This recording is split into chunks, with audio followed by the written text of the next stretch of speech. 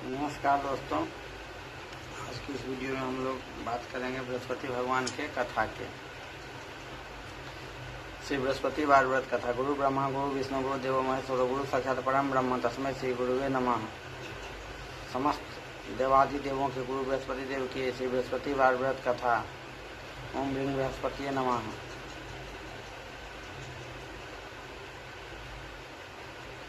सबसे पहले हम लोग कुछ पूजन विधि के बारे में जान लेते हैं। बृहस्पतिवार को जो भी स्त्री पुरुष व्रत करें उनको चाहिए कि वह दिन में एक ही समय भोजन करें, क्योंकि बृहस्पति भगवान का इस दिन पूजन होता है। भोजन पीले चने की दाल आदि का करें, परंतु नमक नहीं खाएं और पीले वस्त्र पहने। इस व्रत में केले का पूजन किया जाता है। केले के पौधे में साक्षात श्री बृहस्पति देव और श्री सत्यनारायण विष्णु भगवान विद्यमान रहते हैं। पूजन में पीले ही फलों का प्रयोग करें और पीले चंदन से पूजन करें। पीले फूलों की माला अर्पण करें, सुगंधित धूप लगाएं। पीले चावल, पीले हल्दी, पीले केसर से तिलक करें। गुड़, चने की दाल, पीली मिठाई, फूंगला आदि का भोग लगाएं, परंतु केले का भोग न लगाएं। न ही व्रत में केले का सेवन करें। आप चाहे तो दूसरों को केले बांट सकते हैं। उसके बाद संकल्प लें। संकल्प में 11 बार जल हाथ में ले करके थोड़ा सा जल ओम ह्रीं बृहस्पतिये नमः, और उसके बाद गणेश जी का स्मरण करके ओम गणपतिये नमः 11 बार करना है। उसके बाद हम लोग बृहस्पतिवार की कथा आरंभ करते हैं। भारतवर्ष में एक राजा राज्य करता था। वह बड़ा प्रतापी और दानी था। वह नित्य गरीबों और ब्राह्मणों की सहायता करता था। यह बात उसकी रानी को अच्छी नहीं लगती थी और वह न गरीबों को दान देती न ही भगवान का पूजन करती थी, और राजा को भी दान देने से मना किया करती थी। एक दिन राजा शिकार खेलने वन को गए हुए थे तो रानी महल में अकेली थी। उसी समय बृहस्पति देव साधु के वेश में राजा के महल में भिक्षा लेने के लिए गए और भिक्षा मांगी। रानी ने भिक्षा देने से इनकार कर दिया और कहा, हे साधु महाराज, मैं तो दान पुण्य से तंग आ गई हूँ। मेरा पति सारा धन लुटाता रहता है। मेरी इच्छा है कि हमारा समस्त धन नष्ट हो जाए, फिर न रहेगा बांस और न बजेगी बांसुरी। साधु ने कहा, देवी तुम तो बड़ी अजीब हो। धन संतान तो सभी चाहते हैं, पुत्र और लक्ष्मी तो पापी के घर भी होनी चाहिए। यदि तुम्हारे पास अधिक धन है तो भूखों को भोजन दो, प्यासों के लिए प्याऊ बनवाओ, मुसाफिरों के लिए धर्मशालाएं खुलवाओ। जो निर्धन अपनी कुंवारी कन्याओं का विवाह नहीं कर सकते उनका विवाह करा दो। ऐसे और कई काम हैं जिनको करने से तुम्हारा यश लोक परलोक में फैलेगा। परंतु रानी पर उपदेश का कोई प्रभाव न पड़ा। वह बोली, महाराज आप मुझे कुछ न समझाएं। मैं ऐसा धन नहीं चाहती जो हर जगह बांटती फिरूं। साधु ने उत्तर दिया, यदि तुम्हारी ऐसी इच्छा है तो तथास्तु। तुम ऐसा करना कि बृहस्पतिवार को घर लीप कर पीली मिट्टी से अपना सिर धोकर स्नान करना, भट्टी चढ़ाकर कपड़े धोना। ऐसा करने से आपका समस्त धन नष्ट हो जाएगा। इतना कहकर वह साधु महाराज वहां से आलोप हो गए। जैसा वह साधु कहकर गया था, रानी ने वैसा ही किया। 6 बृहस्पतिवार ही बीते थे कि उनका समस्त धन नष्ट हो गया और भोजन के लिए दोनों तरसने लगे। सांसारिक भोगों से दुखी रहने लगे। तब वह राजा रानी से कहने लगा कि तुम यहाँ पर रहो, मैं दूसरे देश जाता हूँ, क्योंकि यहाँ पर मुझे सभी मनुष्य जानते हैं, इसलिए कोई कार्य भी नहीं कर सकता। देश चोरी परदेश भीख बराबर है। ऐसा कहकर राजा परदेश चला गया। वहाँ जंगल को जाकर लकड़ी काटता और उसे शहर में बेचता। इस तरह वह जीवन व्यतीत करने लगा। एक दिन दुखी होकर जंगल में एक पेड़ के नीचे निश्चित रूप से आसन जमा कर बैठ गया। वह अपनी दशा को याद करके व्याकुल होने लगा। बृहस्पतिवार का दिन था। एकाएक उसने देखा कि निर्जन वन में एक साधु प्रकट हुआ। वह साधु भेष में स्वयं बृहस्पति देवता थे। लकड़हारे के सामने जाकर बोले, हे लकड़हारे, तू इस सुनसान जंगल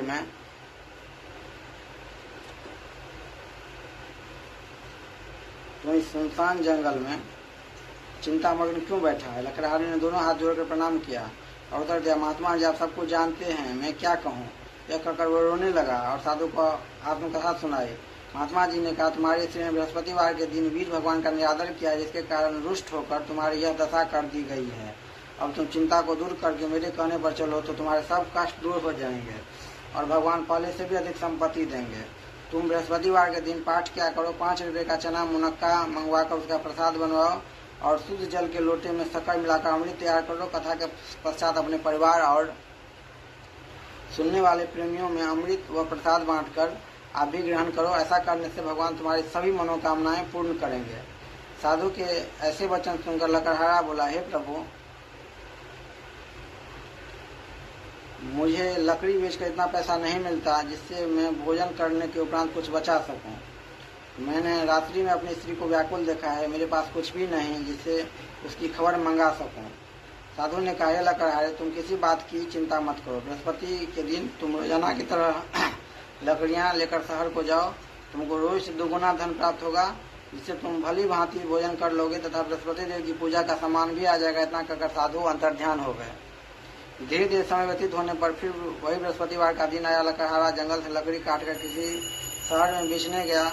उस दिन से अधिक पैसा मिला। राजा ने चना गुड़ आदि लाकर गुरुवार का व्रत किया। उस दिन उसके सभी क्लेश दूर हुए। परंतु जब दोबारा गुरुवार का दिन आया तो बृहस्पतिवार का व्रत करना भूल गया। इस कारण बृहस्पति भगवान नाराज हो गए। उस दिन से उस नगर के राजा ने विशाल यज्ञ का आयोजन किया तथा शहर में यह घोषणा करा दी कि कोई भी मनुष्य अपने घर में भोजन न बनावे, न आग जलावे। समस्त जनता मेरे यहाँ भोजन करने आवे। इस आज्ञा को जो न मानेगा उसके लिए फांसी की सजा दी जाएगी। इस तरह की घोषणा संपूर्ण नगर में करवा दी गई। राजा की आज्ञानुसार शहर के सभी लोग भोजन करने गए, लेकिन लकड़हारा कुछ देर से पहुंचा। इसलिए राजा उसको अपने साथ घर ले गए और ले जाकर भोजन करा रहे थे कि रानी की दृष्टि उस खूंटी पर पड़ी जिस पर उसका हार लटका हुआ था। वह वहां पर दिखाई न दिया। रानी ने निश्चय किया कि मेरा हार इसी मनुष्य ने चुरा लिया है। उसी समय पुलिस को बुलाकर उसे जेल खाने में डलवा दिया। जब लकड़हारा जेल खाने में पड़ गया और बहुत दुखी होकर विचार करने लगा कि न जाने कौन से पूर्व जन्म के कर्म मुझे दुख प्राप्त हुआ है, और उसी साधु को याद करने लगा कि जो जंगल में मिला था। उसी समय तत्काल बृहस्पति देव साधु के रूप में प्रकट हो और उसकी दशा को देखकर कहने लगे, अरे मूर्ख, तूने बृहस्पति देव की कथा नहीं करी, इसी कारण तुझे दुख प्राप्त हुआ है। अब चिंता मत कर, बृहस्पतिवार के दिन जेल खाने के दरवाजे पर 4 पैसे पड़े मिलेंगे। उनसे तुम बृहस्पति देव की पूजा करना, तेरे सभी कष्ट दूर हो जाएंगे। बृहस्पति के रोज उसे 4 पैसे मिले। लकड़हारे ने कथा कही। उसी रात्रि को बृहस्पति देव ने उस नगर के राजा को स्वप्न में कहा, हे राजा, तुमने जिस आदमी को जेल खाने में बंद कर दिया है वह निर्दोष है, वह राजा है, उसे छोड़ देना। रानी का हार उसी खूंटी पर लटका। अगर तू ऐसा नहीं करेगा तो मैं तेरे राज्य को नष्ट कर दूंगा। इस तरह रात्रि के स्वप्न को देखकर राजा प्रातः काल उठा और खूंटी पर हार देकर लकड़हारे को बुलाकर क्षमा मांगी तथा लकड़हारे को योग्य सुंदर वस्त्र व आभूषण देकर विदा किया तथा बृहस्पति देव के आज्ञानुसार लकड़हारा अपने नगर को चल दिया। राजा जब अपने नगर के निकट पहुंचा तो उसे बड़ा आश्चर्य हुआ। नगर में पहले से अधिक बाग, तालाब और कुएं तथा बहुत सी धर्मशालाएं, मंदिर आदि बन गई हैं। राजा ने पूछा, यह किसका बाग और धर्मशाला है? तब नगर के सब लोग कहने लगे, यह सब रानी और बांदी के हैं। तो राजा को आश्चर्य हुआ और गुस्सा भी आया। जब रानी ने यह खबर सुनी कि राजा आ रहे हैं तो उसने बांदी से कहा, दासी देख, राजा हमको कितनी बुरी हालत में छोड़ गए थे। हमारी ऐसी हालत देखकर वो लौट न जाए, इसलिए तुम दरवाजे पर खड़ी हो। आज्ञानुसार दासी दरवाजे पर खड़ी हो गई। राजा आए तो उन्हें अपने साथ लिवा लाई। जब उन्होंने कहा कि हमें यह सब धन बृहस्पति देव के इस व्रत के प्रभाव से प्राप्त हुआ है, राजा ने निश्चय किया कि 7 रोज बाद तो सभी बृहस्पति देव का पूजन करते हैं, परंतु रोजाना दिन में 3 बार कहानी करूंगा, रोज व्रत किया करूंगा। अब हर समय राजा के दुपट्टे में चने की दाल बंधी रहती था। दिन में 3 बार कहानी कहता। एक रोज राजा ने विचार किया, चलो अपनी बहन के यहाँ हो आवे। इस तरह निश्चय कर राजा घोड़े पर सवार अपनी बहन के यहाँ को चलने लगा। मार्ग में उसने देखा कि कुछ आदमी मुर्दे को ले जा रहे हैं। उन्हें रोक कर राजा ने कहने लगा, अरे भाइयों, मेरे बृहस्पति देव की कथा सुन लो। वे बोले कि हमारा तो आदमी मर गया है, हम इसको अपनी कथा की पड़ी है। परंतु कुछ आदमी बोले, अच्छा कहो, हम तुम्हारी कथा भी सुनेंगे। राजा ने दाल निकाली और जब कथा आदि हुई कि मुर्दा हिलने लगा, और जब कथा समाप्त हुई तो राम राम करके मनुष्य उठकर खड़ा हो गया। आगे मार्ग में उसे एक किसान खेत में हल चलाता मिला। राजा ने उसे देखा और उसे बोला, अरे भैया, तुम मेरी बृहस्पति देव की कथा सुन लो। किसान बोला कि जब तक मैं तेरी कथा सुनूंगा तब तक 4 हरैया और जोत लूंगा। जा अपनी कथा किसी और को सुनाना। इस तरह राजा आगे चलने लगा। राजा के हटते ही बैल पछाड़ खाकर गिर गए तथा उसके पेट में बड़ी जोर की दर्द होने लगा। उस समय उसकी माँ रोटी लेकर आई। उसने जब यह देखा कि तो अपने पुत्र से सब हाल पूछा और बेटे ने भी सभी हाल कर दिया। तो बुढ़िया दौड़ी दौड़ी उस घोड़सवार के पास गई और उसे बोली कि मैं तेरी कथा सुनूंगी, तो अपनी कथा मेरे खेत पर चलकर ही कहना। राजा ने बुढ़िया के खेत पर जाकर कथा कही, जिसके सुनते ही वह बैल उठ खड़े हुए तथा किसान के पेट का दर्द बंद हो गया। राजा अपनी बहन के घर पहुंचा। बहन ने खूब मेहमानी की। दूसरे रोज प्रातः काल जब राजा जगा तो वह देखने लगा कि सब लोग भोजन कर रहे हैं। राजा ने अपनी बहन से कहा कि ऐसा कोई मनुष्य है जिसने भोजन नहीं किया हो, मेरी बृहस्पति देव की कथा सुन ले। बहन बोली, हे भैया, यह ऐसा देश है यहाँ पहले लोग यहाँ भोजन करते हैं, बाद में अन्य काम करते हैं। अगर कोई पड़ोस में हो तो मैं देखा हूँ। वह ऐसा कर देखने चली गई, परंतु उसे ऐसा कोई व्यक्ति नहीं मिला जिसने भोजन न किया हो। अतः वह कुम्हार के घर गई जिसका लड़का बीमार था। उसे मालूम हुआ कि उसके यहाँ 3 रोज से किसी ने भोजन नहीं किया है। रानी ने अपने भाई की कथा सुनने के लिए कुम्हार से कहा। वह तैयार हो गया। राजा ने बृहस्पतिवार की कथा कही, जिसे सुनकर उसका लड़का ठीक हो गया। अब तो राजा की प्रशंसा होने लगी। वह रोज राजा ने अपनी बहन से कहा कि हे बहन, हम अपने घर को जाएंगे, तुम भी तैयार हो जाओ। राजा की बहन ने अपनी सास से कहा, सास ने कहा चली जा, परंतु अपने लड़कों को मत ले जाना, क्योंकि तेरे भाई की औलाद नहीं है। बहन ने अपने भाई से कहा, हे भैया, मैं तो चलूंगी, परंतु कोई बालक नहीं जाएगा। राजा बोला, जब कोई बालक नहीं जाएगा तो तुम भी क्या करोगी। बड़े दुखी मन से राजा अपने नगर को लौट आया। राजा ने अपनी रानी, जब राजा की बहन ने यह शुभ समाचार सुना कि रानी की राजा की यहाँ पुत्र जन्म लिए हैं, तो वह बहुत खुश हुई तथा बधाई लेकर अपने भाई के यहाँ आई। तब रानी ने कहा कि घोड़ा चढ़कर तो नहीं आई, गधा चढ़ी आई। राजा की बहन बोली, भाभी, मैं इस प्रकार न कहती तो तुम्हें औलाद कैसे मिलती। बृहस्पति देव ऐसे ही हैं, जैसे जिसकी मन की कामनाएं हैं सभी को पूर्ण करते हैं। जो सद्भावना पूर्वक बृहस्पतिवार का व्रत करता है एवं उसकी कथा सुनता है, बृहस्पति देव उसकी मनोकामना पूर्ण करते हैं। भगवान बृहस्पति देव उसकी सदैव रक्षा करते हैं। संसार में सद्भावना से भगवान जी का पूजन व्रत करते, सच्चे हृदय से उसका मनन करते हुए जयकारा बोलना चाहिए। बोलो बृहस्पति देव की जय, विष्णु भगवान की जय। इति। और दोस्तों, एक और कथा है जिसे भी मैं आप लोगों के समक्ष रखता हूँ। इसे भी आप बृहस्पतिवार की कथा के रूप में ही मानेंगे। प्राचीन काल में एक ब्राह्मण था। वह बहुत निर्धन था। उसकी कोई संतान नहीं थी। उसकी स्त्री बहुत मलिनता के साथ रहती थी। वह स्नान न करती, किसी देवता का पूजन न करती। इससे ब्राह्मण देवता बड़े दुखी थे।